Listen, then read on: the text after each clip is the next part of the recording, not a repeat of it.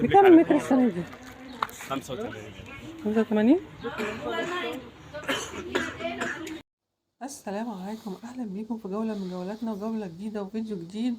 والقماش الصيفي هتشوفوه معايا زي ما انتم شايفينه كده بالوانات المبهجة. انتوا عارفين الصيف طبعا والواناته والكتان والسواريهات. هتشوفوا معايا حاجات كتيرة في الفيديو، يا ريت ما تطلعوش من الفيديو. هتشوفوا السواريه بالاسعار من صاحب المكان، يا ريت ما تطلعوش من الفيديو.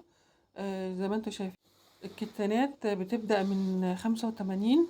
والقماشة ديت اللي يشوفها يقول صواي، بس هي مش صواي، هي روزالين. الروزالين ديت ب120 جنيه المتر، بس شكله عرض عرضين. زي ما انتم شايفين كده الكتانات من 85، وفي ب120 وفي ب130. يعني كل قماشة وليها سعرها طبعا. القماشة المحملة بتبقى أغلى طبعا من 85. في قماشات نازلة جديدة. زي ما انتوا شايفين كده القماشات دي نازلة جديدة. وفي حاجات كتيرة جدا طبعا قماشات. يعني أصل أنا مصورة يوم الأحد فكان في محلات قافلة، لكن انتوا طبعا لو هتنزلوا الأزهر تربيعة تبقى تنزلوا غير يوم الأحد، تنزلوا أي يوم هتلاقيهم كلهم فاتحين. زي ما أنا جبت لكم بس نبذة كده عقبال ما أصور فيديو بالأسعار من صاحب المكان. كنت نازلة يوم الأحد فقلت أصور معايا بالمرة زي ما انتوا شايفين كده. وان شاء الله الفيديو سينزل لكم على طول، مش هتأخر عليكم. وهنا المشهد المخطط دوت فيه لمعة. السنة دي ليه لمعة زي ما انتوا شايفين كده. السنة اللي فاتت كان المطفي اللي هو المقلم السادة. الكراهات كانت نازلة برضو ترند السنة اللي فاتت، اللي هو البينك واللبني.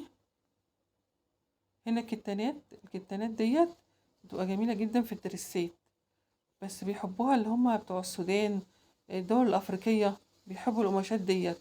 هما ليهم طريقة بقى في الستايل بتاعهم، بس هنا برضو بنعملها دريسات وفي منها كذا لون. في البني بتاعها برضو شكله جميل جدا. بيبقى اللي عنده كتانات بيبقى أول التربيعة، من داخل التربيعة من بره.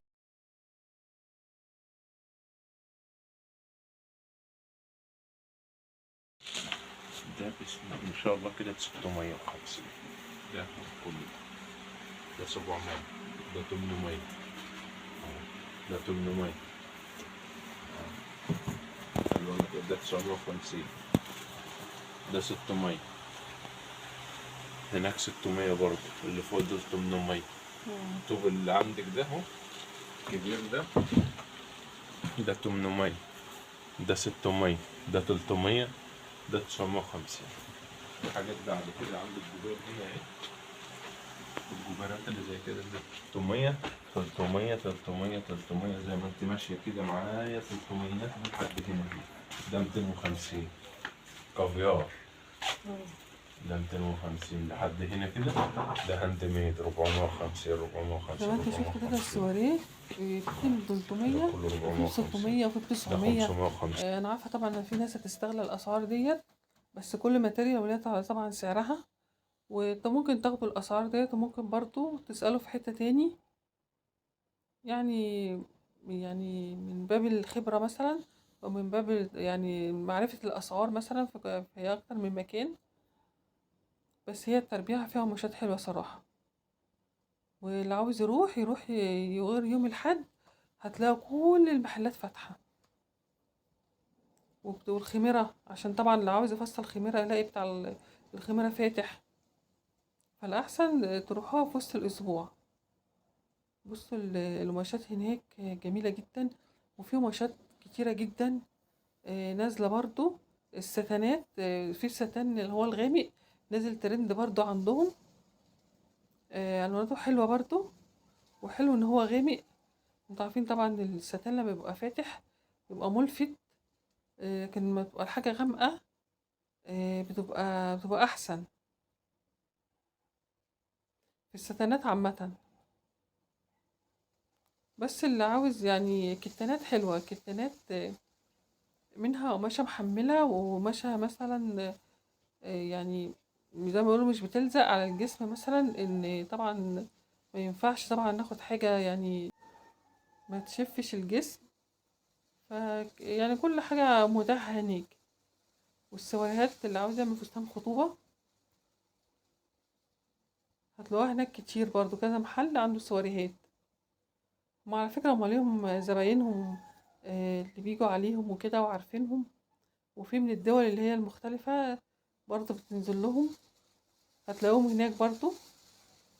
هما طبعا بيحبوا القماشات اللي هي الكتانات السادة اللي وريتها لكم، وبيحبوا الستايل معين فبيلاقوه هناك، وعارفين المكان دوت موجود فيه طلبهم.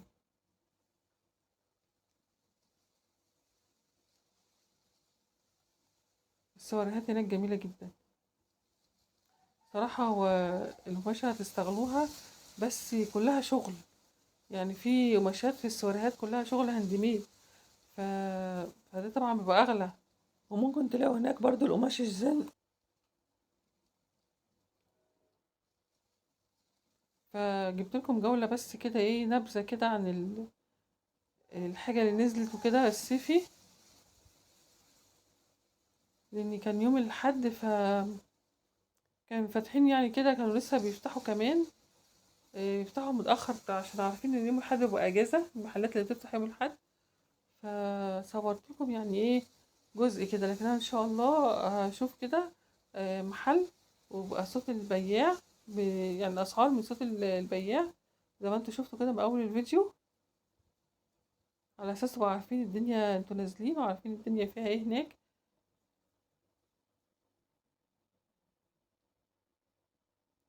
وان شاء الله هنزل لكم فيديوهات ما اطولش عليكم. ان شاء الله هنزل اصور برضو، لان انا صراحة صورت يعني فيديوهات واتمسحت، فنزلت على المنتدى فزعلت طبعا ان هي اتمسحت. كنت عاوزة انزلها لكم، كانوا صراحة الفيديوهين كانوا احلى من بعض. ف... فدي حاجة طبعا زعلتني جدا ان هم ما نزلوش واتمسحوا. قدر الله ما شاء فعل، الحمد لله.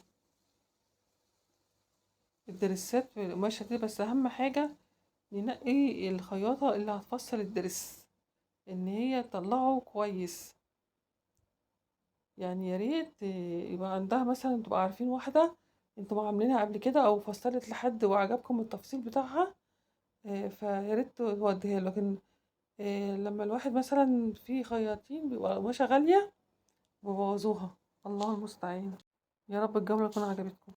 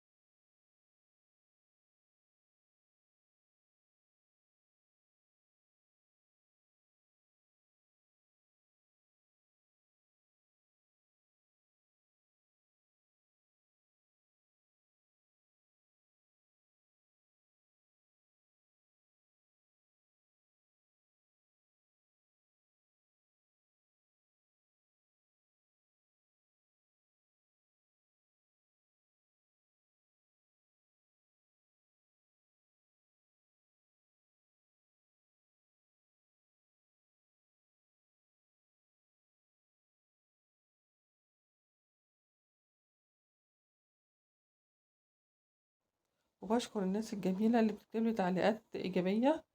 بشكركم جدا على تعليقاتكم وعلى يعني بتحفزوني ان انا استمر واقدم فيديوهات وانزل واصور، لان انا بحب المجال. ربنا يعلم الارباح ما يعتبر معلومة. فانا عشان حابة المجال وحابة ان انا اخاطبكم وانزل لكم فيديوهات، فده اللي مخليني مستمرة في القناة، علشان انا بعزكم طبعا احلى اخوات واحلى متابعين. فالله المستعان.